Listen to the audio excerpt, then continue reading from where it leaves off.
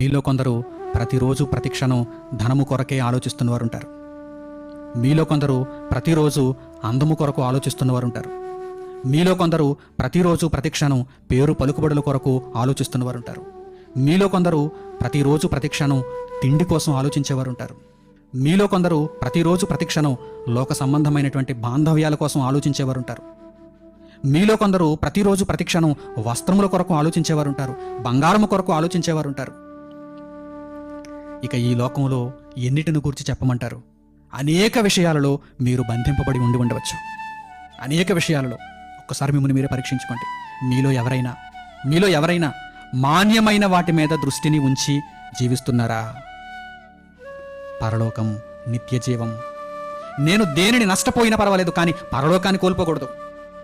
నేను ఎవరిని కోల్పోయినా పర్వాలేదు, కానీ నిత్య జీవాన్ని కోల్పోకూడదు అనేటువంటి ఆలోచనతో మీరున్నారా? యేసుక్రీస్తు ప్రభు తన శిష్యులతో అంటున్నారు, ఈ భూమి మీద, ఈ లోకంలో మీరు ఎన్నిటినో నా నిమిత్తం పోగొట్టుకుంటున్నారు, అన్నిటినీ మీరు నష్టముగా ఎంచుకుంటున్నారు, మీ ప్రాణమును సైతం. అయితే మీకు మంచి బహుమతి ఉంటుంది. మాన్యమైన దానిని కోరుకుంటున్నారు కనుక మీకు మంచి బహుమతి ఎదురు చూచుచున్నది అని యేసుక్రీస్తు ప్రభు తన శిష్యులతో తెలియజేస్తున్నారు.